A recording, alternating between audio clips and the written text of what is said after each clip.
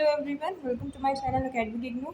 इस वीडियो में ma'am ZOE 003 यानी कि एक्वाकल्चर वाला जो पेपर है आपका, उसका लास्ट ब्लॉक डिस्कस करने वाले हैं, दैट इज़ ब्लॉक 4। इस ब्लॉक में जो है 12 से लेकर 15 तक के जितने भी चैप्टर्स हैं वो हम डिस्कस कर लेंगे। ये क्वेश्चंस काफ़ी इंपॉर्टेंट रहने वाले हैं आपके MZOE 003 की प्रिपरेशन के लिए, काफ़ी हेल्पफुल रहने वाले हैं। So let's C without wasting much time. और हम जो है 26 क्वेश्चन ऑलरेडी डिस्कस कर चुके हैं। मैं आप लोगों को बार बार बोल रही हूँ, आप लोग जो है इसका सेकंड ब्लॉक बिल्कुल स्किप करके मत जाइएगा, क्योंकि वो जो ब्लॉक है उससे सबसे ज़्यादा क्वेश्चंस आपको देखने को मिलेंगे फर्स्ट और सेकंड ब्लॉक से, प्लस फोर्थ वाला जो ब्लॉक है वो भी इंपॉर्टेंट है। थर्ड ब्लॉक हालांकि इतना इंपॉर्टेंट नहीं है, उससे एक क्वेश्चन जहाँ तक है डिजीज़ वाला हो सकता है कि वो आपको एग्जाम्स में देखने को मिले मेरे according. So let's see the block 4 important question. So the question 1 में हमें ये बोला हुआ है, what is the coastal zone regulation act. CZRA act है, उसके बारे में हमें बताना है कि ये क्या है और कैसे हमारे जो कोस्टल एरियाज हैं वो क्लासिफाइड होते हैं। This we have to answer in this question. So let's see क्या है ये। The government of India has notified the protection of coastal zone under the environment protection act in 1986। जो environment protection act था उसके अंदर जो है government एक नोटिफाई करके एक एक्ट लेकर आती है for the protection of coastal zone areas. And इस एनवायरमेंट प्रोटेक्शन एक्ट का जो हमारा rule number 5 clause 3 sub clause D है ऑफ एनवायरमेंट प्रोटेक्शन एक्ट, वो ये हमारा कहता है, this notification declares the coastal stretches as the coastal regulation zones and regulates the activity in the CRZ coastal regulation zone in the February 1991. It declares that the coastal stretch of seas up to 500 meters from the high tide line influenced by the tidal action and not less than the 100 meters along the bays, estuaries, creeks, rivers, backwaters, which are the land between the low tide and the high tide as the coastal regulation zone. So आपकी ये जो definition है ना coastal zone areas की, वो ये बताती है कि जितना भी हमारा सी का अप टू 500 मीटर्स तक का एरिया है फ्रॉम द हाई टाइड, वो हमारा जो है कोस्टल रेगुलेशन जोन के तहत आएगा। और इसके बाद हमारा 100 मीटर से लेकर जो एरिया है between low tide and high tide, वो भी हमारा जो है कोस्टल रेगुलेशन जोन के अंतर्गत आएगा according to the environment regulation act of 1986। Now we have to classify, मतलब हमने जो है इनको क्लासीफाई किया हुआ है हमारी गवर्नमेंट ने कोस्टल रेगुलेशन जोन को under several categories. So you will have to study those category. जो है आपकी ये 3 कैटेगरीज हैं टोटल जिसमें इन्होंने डिवाइड किया हुआ है। And the fourth category is जहाँ पर आपकी सारी एक्टिविटीज़ जो हैं बेसिकली हमारी रिस्ट्रिक्ट हो जाते हैं। So let's see one by one. Category 1 में हमारा क्या होगा, this is the area between the low tide and high tide. इसमें क्या होगा, this is an ecological sensitive area that host important sites such as national park, sanctuaries, mangroves, reserve forest, coral reefs, high genetic diversity areas, etc. These are ecologically sensitive area and are placed under the CRZIA, the intertidal zone or the area between LTN and HTL. Within this zone is placed under the CRZIB. So intertidal zone तो हमारा जो है इस category के अंदर आएगा CRZIB के अंदर, और जो हमारा इकोलॉजिकली सेंसिटिव एरिया वो हमारा आएगा CRZIA के अंदर। So now let's see the second category of this coastal zone regulation area. So हमारी सेकंड कैटेगरी में हमारी वो एरियाज आएंगे जिनका हमारा क्या है, डेवलप्ड है नियर द शोर लाइन, जिनका डेवलपमेंट हमारा शोर लाइन के नियर है, वेयर द म्युनिसिपल लिमिट्स और legally designated as urban area has been substantially built up. These are also these are also referred as developed areas.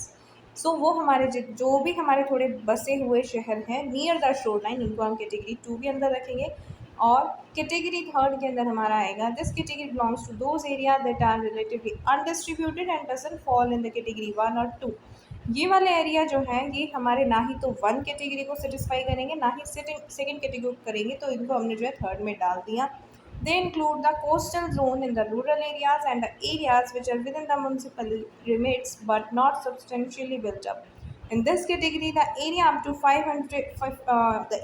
50 meters and 200 meters from the high tide and towards the land where the population density more than 2161 individual per square kilometers according to the census 2011 would be categorized under the CRZ third A.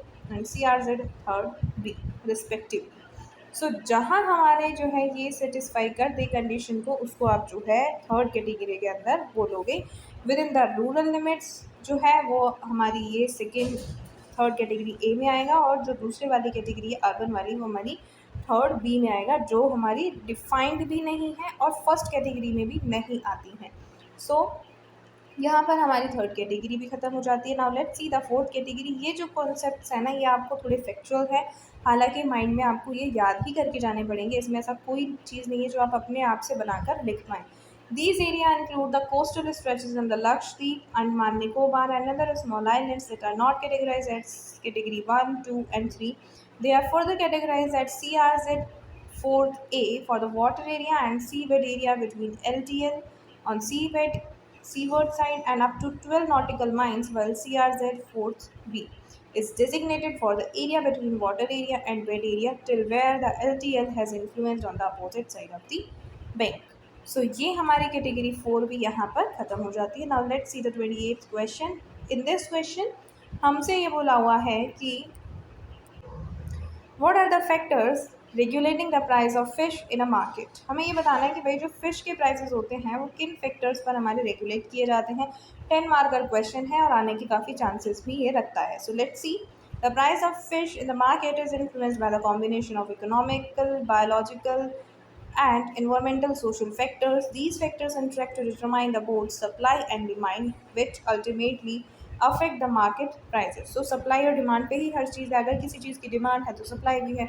So ये हमारे कुछ factors हैं, जैसे कि economic, biological, environmental and social। So ये हमें one by one जो है read out करने हैं। पहला जो factor है वो supply और demand का ही है। अगर किसी चीज़ की सप्लाई होगी तभी आप जो है उस चीज़ को ग्रो करोगे, तो हमें क्या करना पड़ेगा, बैलेंस बनाना पड़ेगा between supply and demand. When the fish supply is high and demand is low, the prices are tend to decrease। कि जो हमारी सप्लाई जो है वो बहुत ज़्यादा है बट डिमांड इतनी नहीं है, तो प्राइसेस लो आ जाएंगे ना। Conversely, if the demand is high and supply is limited, the prices will rise। Seasonal variations in the fish availability also affect this balance। तो कभी कभी हो सकता है कि किसी सीजन में कोई सी फिश की अवेलेबिलिटी ज़्यादा हो जाए, कम हो जाए, तो वो भी इसको अफेक्ट कर सकती है सप्लाई डिमांड चेन को। Now let's see the second one which affect the price of fish, species and quality of fish। कि कौन सी क्वालिटी के की फिश आप जो है बाय करके आ रहे हो। Different fish fishes have different market values. High value fishes like pomfret sea fish fetch more than the common species like rohu and tilapia। Quality factors such as freshness, size, appearance and processing conditions also influences the price। कि भाई आपकी जो fish है वो frozen condition में है, fresh है या फिर ड्राइड है। सो उस बेसिस पे भी जो है फिश का प्राइस वेरी करता है। सो ये सारी हमारी स्पीशीज़ और क्वालिटी के अंदर आ जाएंगे। कॉस्ट ऑफ प्रोडक्शन, कि आपको जो है ना उसके एक्वाकल्चर के अंदर कितना कॉस्ट ऑफ प्रोडक्शन हुआ है, seed, labour, feed, fuel, transportation and maintenance वगैरह से मिला के जो है कॉस्ट हमारी डिटरमाइन होगी under the final market price. Higher production cost offer lead to the higher selling price. तो जितनी हायर कॉस्ट ऑफ प्रोडक्शन होगी उतना ही उसका जो है प्राइस भी होगा। ठीक है। फोर्थ जो हमारा कॉज है जो डिटरमाइन करेगा cost of fish is seasonality and climatic conditions। Fish availability often fluctuates within the seasons। During the monsoon season or breeding ban, captured fish declines and reduces the supply, increasing the prices। Bad weather or natural disasters also disturbs the fishing and transport, impacting the material availability। सो ये हमारा इसको affect करेगा। Fifth point है हमारा transport and market access. अब market कितना दूर है वो भी जो फैक्टर है हमारा डिसाइड करेगा हमारे फिश के प्राइजेस को। अगर दूर होगा तो उसका ट्रांसपोर्टेशन कॉस्ट जो है ज़्यादा होगा, सो वो उसकी कॉस्ट को क्या कर देगा, एलिवेट कर देगा। Poor infrastructure and long distance to the urban market increases the cost and raising its retail price. Now the sixth factor which affects the cost is maintain market intermediaries। अब बीच में जो दलाल वगैरह होते हैं वो कितना मार्जिन अपना रख रहे हैं। The number of middleman and intermediaries between the producer and consumer can impact the final price. More the intermediaries generally means a higher price for the consumer and lower profit for the producer। So ये जो है आपका काफ़ी important point हो जाता है यहाँ पर।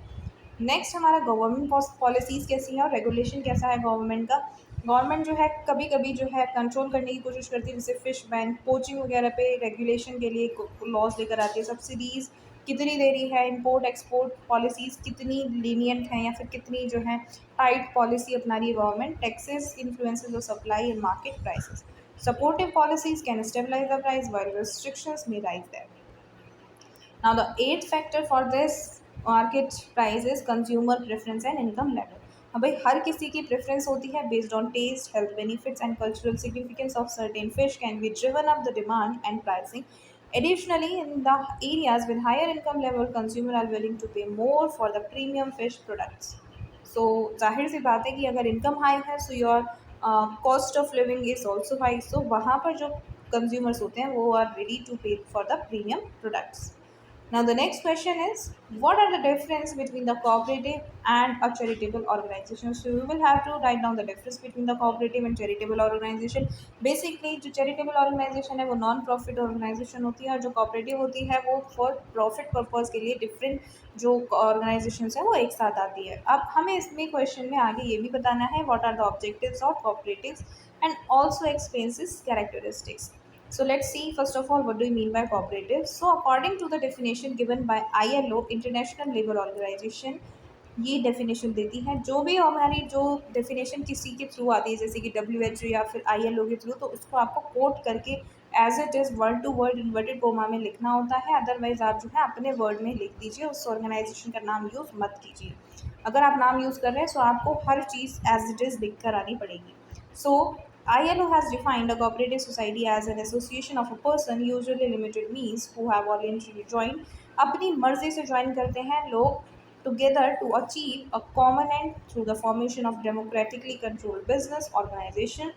उनका जो भी हमारा एंड होगा, मतलब उनका सबका जो मोटिव है वो एक ही है, डेमोक्रेटिक तरीके से जो है कंट्रोल होती है ये organisation, and making equitable contribution for the capital required, accepting the fair share of risk and benefits. और इसमें क्या होता है, फिक्स कैपिटल इक्वल कैपिटल का कंट्रीब्यूशन होगा, शेयर होंगे हमारे जितने भी रिस्क हैं, ऐसा नहीं है रिस्क एक पर ही डिपेंड होगा या बेनिफिट भी हमारे शेयर होंगे एक पर भी हमारा बेनिफिट भी डिपेंड नहीं होगा.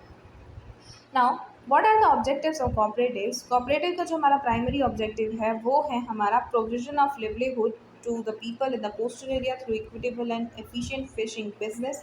कि भाई बिजनेस को जो है ना प्रमोट करो among the local areas living in the coastal regions. ठीक है. Intensify the production through the mechanized vehicles. हम क्या कर रहे हैं भाई, मैकेनाइज्ड व्हीकल्स मतलब मशीन्स वगैरह या फिर ट्रांसपोर्टेशन फैसिलिटीज़ को ईजी करके जो है उसको क्या कर रहे हैं, इंटेंसिफाई कर रहे हैं प्रोडक्शन को. Supply on credit mechanized board to its member. हम क्या कर रहे हैं, पैसे दे रहे हैं मैकेनाइज्ड बोर्ड्स वगैरह प्रोवाइड कराने ताकि जो प्रोडक्शन में आने वाली दिक्कतें हैं वो कम हो पाए हैं. बेसिकली इक्विपमेंट्स प्रोवाइड कराना हमारा कोऑपरेटिव्स का काम है. Supply of essential fishing commodities like nets, fuel, hook, etc. to its member. And the last is maintenance of essential services and facilities such as boats, yard, cold storage, canning, ice plant, transport vehicle, etc. So these are the objectives of fisheries cooperative. Now we have to study the characteristics of a cooperative. Cooperative के जो characteristics हैं वो हमारे हैं कि it is an association of persons and not of capital as in a limited company. ये association है, ज़रूरी नहीं है कि फिक्स हमारे जो पर्सन होते हैं जैसे कंपनी में वो ही हों. भाई आप अपनी मर्ज़ी से आ रहे हो, अपनी मर्ज़ी से जाओ. It doesn't need capital but emphasises is और ह्यूमन. कैपिटल पे इतना एम्फेसिस नहीं होता लेकिन ह्यूमंस पे होगा. It is an enterprise not a charitable association. ये एंटरप्राइज है, प्रॉफिट के लिए जुड़े हुए हैं लोग, चैरिटी करने के लिए नहीं. Along with the gains, the member also shares the risk and runs the organization at their cost. वो खुद ही अपना रिस्क लेंगे और ऑर्गेनाइजेशन को रन करेंगे. ऐसा नहीं है कि एक पर ही रिस्क हो. आप कंपनी में जाते हो सामान लेते हो, रिस्क सारा कंपनी के ओनर पर होता है ना. इसमें आप सामान ले रहे हुए बेच रहे हो, जो भी है रिस्क सब पर है. It is a voluntary organization and any coercion of person to join the cooperative organization is in the tune with the concept of cooperation. Now next is it is a democratic management. Democratic तरीके से सारे decision जो है लेंगे. Every member has only one vote irrespective of the number of shares held by him or her. ज़रूरी नहीं है कि कोई हमारा कोऑपरेटिव में ज़्यादा शेयर रख रहा है तो उसकी वोट की वैल्यू ज़्यादा हो. नो, पर पर्सन पर वोट का कॉन्सेप्ट इसमें होता है. The main objective is not the profit but the service to the member at the most economical cost. तो ये इसका पर्पस होता है कि भाई ये नहीं है कि भाई प्रॉफिट ही प्रॉफिट कमाना है. ठीक है. कैपिटलिस्ट वाली जो सोच है वो इसमें नहीं होती है. थोड़ा बहुत हम जो है सर्विस का भी इसमें ध्यान रखते हैं. Now the next question you will have to cover in this block is explain the process of environmental impact assessment. आपको ये बताना है कि इन्वायरमेंटल इम्पैक्ट असेसमेंट किस तरह से होता है, उसका प्रोसीजर आपको लिख कर आना है। अब इसमें प्रोसीजर की अगर हम बात करें इन्वायरमेंटल इम्पैक्ट असेसमेंट की, तो ये क्या होता है हमारा, द प्रोसेस और steps involve in the evaluating environmental impact assessment are. पहला स्टेप हमारा इसमें होगा असेसमेंट। असेसमेंट मीन्स किसी को चेकआउट करना, ठीक है भाई, क्या हमारे इम्पैक्ट हो रहे हैं इन्वायरमेंट पे, उसको हम चेक कर रहे हैं। सबसे पहले हम क्या करेंगे, स्क्रीनिंग करेंगे। स्क्रीनिंग किसका करेंगे भाई, जो हमारा प्रोजेक्ट है उसको स्क्रीनिंग करेंगे कि जिसमें हमारा कंप्लीट और पार्शियल असेसमेंट रिक्वायर्ड है, उसके पहले देख कर आएंगे क्या इसमें हमें पढ़ना है, स्टडी वगैरह करना है। फिर उसका स्कोप देखेंगे, मतलब कि एक्सपर्ट असेस करेंगे the potential impact of the project on the human health, biodiversity, based on the public opinion, domestic legislation, international convention and experts knowledge of the subject. कि भाई इसको पढ़ने के बाद ही किस किस जो हमारे कौन से स्टेक होल्डर्स हैं जिनको ये अफेक्ट करेगा। नेक्स्ट हमारा स्टेप इसमें होगा risk assessment and evaluation. After the screening and scoping study हम क्या करेंगे, रिस्क को असेस करेंगे और इवैल्यूएशन करेंगे उसका। इसमें हम क्या करेंगे, जो भी हमें वर्स्ट पॉसिबल एनवायरमेंट इफेक्ट मिला है ऑफ द प्रोजेक्ट एक्टिविटी उसको देखेंगे और उसका इवैल्यूएशन करेंगे in possible ways of achieving the project goals without risking the possible effect and address in the original proposal. कि जितना उसका जो नेगेटिव इम्पैक्ट है उसको हम क्या कर पाएँ, कम कर पाएँ, ज़्यादा से ज़्यादा उसके नेगेटिव इफेक्ट ना हो। Next is report submission. Report submission में हम क्या करेंगे, इन्वायरमेंटल इम्पैक्ट असेसमेंट में it is a detailed report with non technical summary of the project which should include physical environment, biological environment, socio cultural environment and economic of the resources and resource use pattern. कि भाई क्या क्या उसकी जो भी हमारी history है वो सब हम इसमें इंक्लूड करके रिपोर्ट को फाइनली सबमिट कर देंगे with containing all the detail जो भी हमने पढ़ी हैं ये सारी। उसके बाद इसको रिव्यू किया जाएगा। रिव्यू करने के लिए हम क्या करेंगे, रिपोर्ट को सबमिट जो करी है उसको जो है रिव्यू करवाएंगे। It is the most crucial step. क्यों, क्योंकि इसमें जो पॉलिसीज़ बनेंगी ना, जो भी हम ऑल्टरनेटिव्स वगैरह देंगे कि जिस हिसाब से हमारी पॉलिसीज़ बननी चाहिए वो होता है इस प्रोसेस में। And the next is decision making. मतलब अब जो भी हमारा ऑल्टरनेटिव आया है उसके बेसिस पे हमें डिसीजन जो है लेना पड़ेगा। Government decides if the project would approve और not on based on the detailed study of environmental assessment, ठीक है। The final decision of the government is binding and legal. जो गवर्नमेंट का डिसीजन है वही फाइनल होगा और नॉट मैटर कि कमेटी ने क्या रिपोर्ट दी है, द कंप्लाइंस एंड ऑडिट वगैरह का जो वो रहता है, बट फिर भी गवर्नमेंट का जो डिसीजन है वो क्या है, वो फाइनल है। इसमें क्या करेंगे, मॉनिटरिंग करेंगे। The government of India monitors the project execution with the project compliance with the environmental management plan to reduce the environmental impact suggested by the ministry of environment and forest. So यहाँ पर हमारा ये question भी जो है खत्म हो जाता है। Now the next is question number 31 में हमें बताना है important technological changes in the aquaculture. हमें बताने हैं कि भाई क्या हमारे चेंजेस आए हैं टेक्नोलॉजी के टर्म्स में इन the field of aquaculture. So let's सी कौन कौन से एडवांसमेंट आए हैं भाई मॉडर्न एक्वाकल्चर में। पहला तो हमारा है बायोफ्लोक टेक्नोलॉजी। इसमें क्या है, utilize the microbial community to improve the water quality and provide the additional nutrient. Biofloc आप ऑलरेडी कवर कर चुके हो ब्लॉक 2 में, इंपॉर्टेंट है, देख लीजिएगा पेपर में आ सकता है। सो एक तो ये है हमारा, पहले जो है हम इसको यूज़ नहीं करते थे लेकिन अब हम जो है ना हम कार्बन और नाइट्रोजन की कंसनट्रेशन में बायोफ्लोक को बनाते हैं फॉर वेरियस पर्पसेस। सो एक तो ये एडवांसमेंट है। Next is recirculating aquaculture system. इसमें क्या है, क्लोज लूप सिस्टम होता है जो वाटर को रिसाइकल भी करता है और मॉनिटरिंग में भी काफ़ी हेल्पफुल है। इसको भी जो है आप डिटेल में पढ़ चुके हो ब्लॉक 2 के अंदर ही। Allowing incentive farming with minimal environmental impact. So ये भी काफ़ी इंपॉर्टेंट हो जाता है हमारा। इसमें वाटर की वेस्टेज भी जो है मिनिमम होती है। Genetic improvement and selective breeding. इसमें क्या है, हम क्या करते हैं इस प्रोसेस में, जो ये एडवांसमेंट हुआ है हमारा एक्वाकल्चर में, ये हमारा फास्टेस्ट ग्रोइंग मतलब फास्ट ग्रो करने के लिए काफ़ी हेल्पफुल है। डिजीज रेजिस्टेंस पे इसमें हमें मिल पाती हैं। बेसिकली श्रिम्प के जो स्ट्रीम्स हैं उसको हम इसमें काफ़ी ईजिली अच्छे से ग्रो करवा पाते हैं। Next is automated feeding system. इस सिस्टम में क्या होता है, हम सेंसर्स लगा देते हैं, timers for the efficient and consistent labour saving feed delivery. इसमें क्या होता है, सेंसर्स के थ्रू या फिर टाइम एफिशिएंसी को बढ़ाने के लिए हम क्या करते हैं, ऑटोमेटेड फीडिंग सिस्टम इंस्टॉल कर देते हैं इन द सेटअप, जो कि हमारा क्या होता है, लेबर सेविंग होता है एंड फीड डिलीवरी भी हमारी टाइम पर हो पाती है। Next is water quality monitoring sensor. इसमें हम क्या करते हैं, रियल टाइम मॉनिटरिंग होती है of the parameters like oxygen, ammonia, pH, temperature for the better management. इसमें हम क्या करते हैं, उनकी मॉनिटरिंग करते हैं। अगर कहीं पर भी गड़बड़ मिलती है तो हम उसको क्या कर देते हैं, तुरंत करेक्ट आउट कर देते हैं। Next vaccine and probiotic. Probiotic का जो है आप कॉन्सेप्ट देख चुके हो, ब्लॉक 2 में मैंने ये कवर कराया है आपको। यूजेस ऑफ वैक्सीन ब्लॉक 3 में है probiotic. Uses of vaccine and beneficial microbes to prevent diseases and improve immunity. हम जो है इसका यूज़ करते हैं। प्रोबायोटिक और प्रीबायोटिक काफ़ी डिटेल में मैं आपको बता चुकी हूँ, डिफरेंस की फॉर्म में भी, और काफ़ी इंपॉर्टेंट है, पढ़ के जाइएगा। सैटेलाइट एंड जिस application, mapping and monitoring of aquaculture site for the better site selection and planning. ठीक है, तो ये भी हमारा इंपॉर्टेंट है कि हम सैटेलाइट से काफ़ी जो है यूज़ कर पा रहे हैं for the mapping and selection of the site. Digital management tool जैसे एआई वगैरह है, वो हमारा काफ़ी हेल्पफुल है for recording the data and predictive analysis करने के लिए, या फिर फॉर्म ऑटोमेशन के लिए भी ये काफ़ी इंपॉर्टेंट है। हमारे digital tools like AI, integrated multi trophic aquaculture IMTA भी काफ़ी इंपॉर्टेंट है। Why? Because combining the species like fish, shell fish and seaweed to the optimize nutrient recycling. ये भी हमारा क्या है, इंटीग्रेटेड अप्रोच में काफ़ी अच्छी ईल्ड प्रोवाइड करता है in the aquaculture. And the last is nano technology. Nano technology में हमारा क्या है, application of nano material for the water purification, disease detection and improve feed delivery is also a crucial step for the advancement of aquaculture technology. Now the next question is, discuss the different models for effective dissemination of TOT, transfer of technology.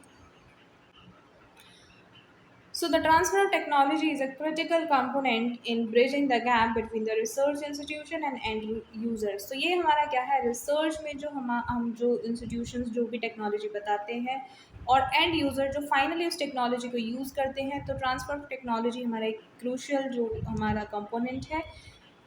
किस किस में हमारे end users कौन कौन से होते हैं, जैसे farmers, entrepreneurs and other stake holders in the aquaculture, वो हमारे एंड यूजर्स हैं। Effective transfer of technology ensure that the scientific innovation and improve practices reach the field and are opted efficiently. Several models are used for the successful dissemination of technology. तो successful dissemination के लिए हम क्या करते हैं, कुछ models को अपनाते हैं, जैसे कि लीनियर मॉडल। अब ये लीनियर मॉडल क्या है, टॉप डाउन अप्रोच को हमारा फॉलो करता है। टॉप डाउन मीन्स ऊपर से नीचे वाले जो मतलब फार्मर हैं उन पे हम टेक्नोलॉजी का ट्रांसफ़र कर रहे हैं, यानी कि इंस्टीट्यूट से हमारे फार्मर्स पर ये हमारी टेक्नोलॉजी ट्रांसफ़र होगी। अब इसमें क्या है, this is a traditional model where technology from the research institute to the extension agencies and then to the farmer. It assumes that the researcher generated knowledge which is passed down through the extension worker. While this model is organized and structured, it often lacks the farmer's feedback. हालांकि इसके काफ़ी drawbacks भी हैं, क्योंकि इसमें farmers का feedback तो कहीं होता ही नहीं है ना। टॉप डाउन अप्रोच है, हमें बॉटम डाउन अप्रोच लेनी चाहिए। फार्मर्स को जो भी प्रॉब्लम आ रही है वो हमें इसमें जो है इंक्लूड करके रखनी चाहिए, बट इसमें वो नहीं होता, ये उसका लिमिटेशन है। फीडबैक और साइक्लिक मॉडल, इसमें हम क्या करते हैं, unlike the linear model the feedback model allows for the two way communication. Very important, farmers इसमें अपने एक्सपीरियंसेस, लोकल नॉलेज और फीडबैक वगैरह को क्या करते हैं, शेयर करते हैं, जो कि कंसिडर्ड किए जाते हैं in the refining and adapting the technology. It improve the adoption rate, इसी की वजह से जो अडॉप्शन रेट है वो इम्प्रूव किया जाता है। फार्मर्स को ऐसा लगता है कि उनकी सुनी जा रही है और वो इसको अडॉप्ट करते हैं, by ensuring the technology are practical and location specific. Next is farming system approach. Farming system approach में क्या होगा, this model views the farmer entire production system including the environmental, economic, social factor. TOT is adapted to the local context considering the farmers resources and need। इसमें क्या होगा, farmer को centre point मान के farmer centric system हम approach करते हैं, बनाते हैं, and promote the sustainable integrated aquaculture practices. Next is farmer field school model. इसमें क्या है, this is a participatory group based on learning method where the farmers are train directly.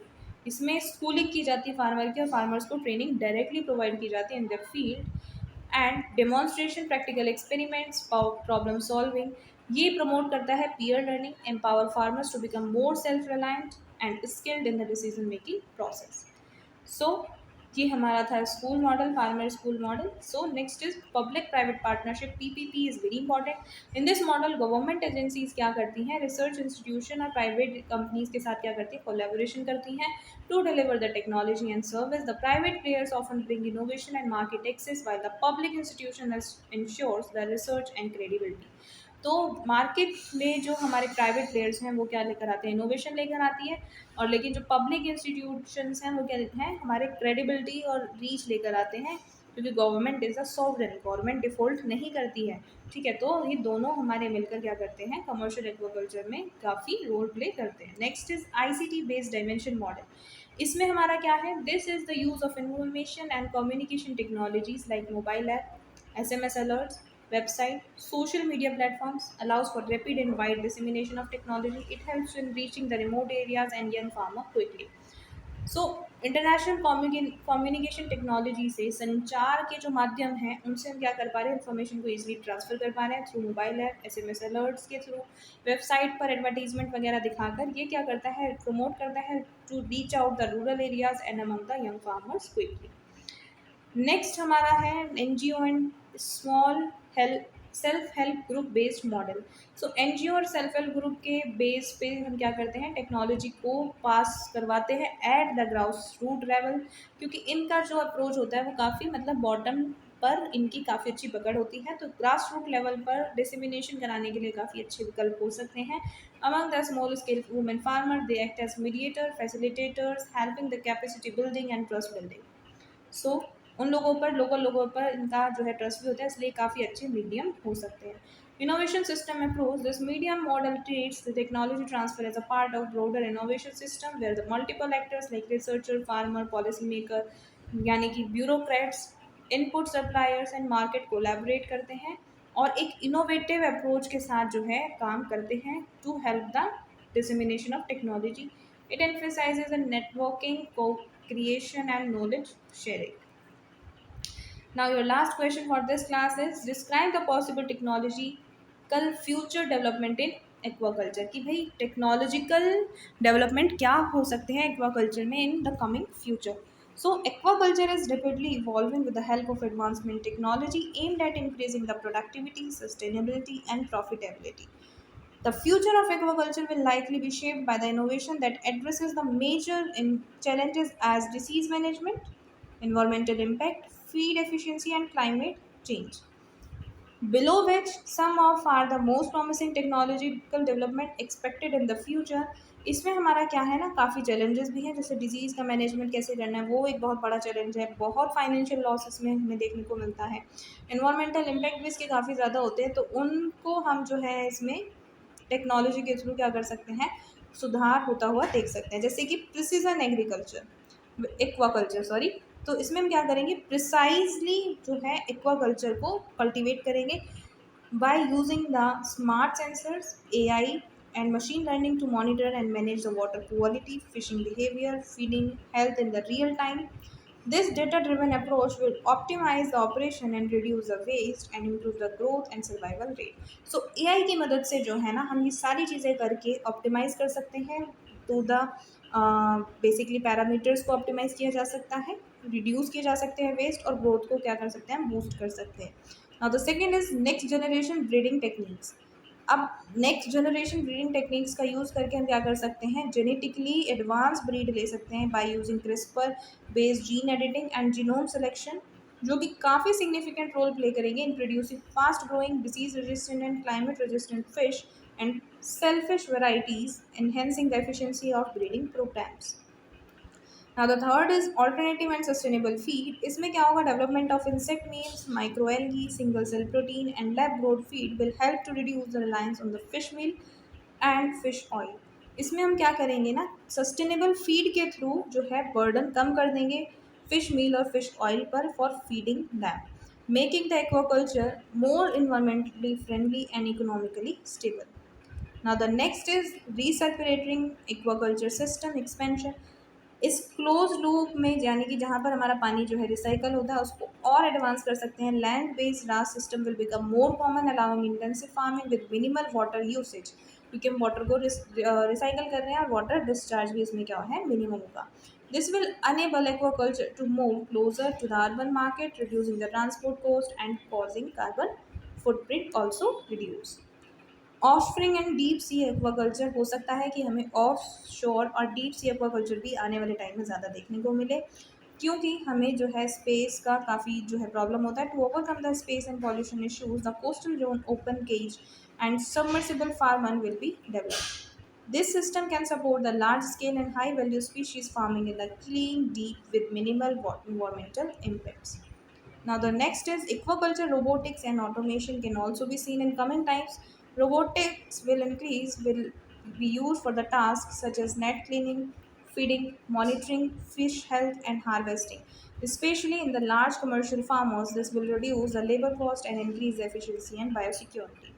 So this is all in this video. If you like the video, then please press the like icon and subscribe to my channel to get more such interactive video in coming future. Thanks for watching.